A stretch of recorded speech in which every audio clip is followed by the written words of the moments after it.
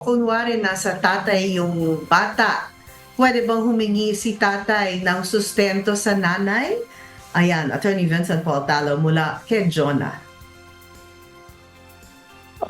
Maaari po 'yun, Miss Jackie. Hindi lamang po obligasyon ng babae yung pagsuporta o yung pagsustento sa pamilya.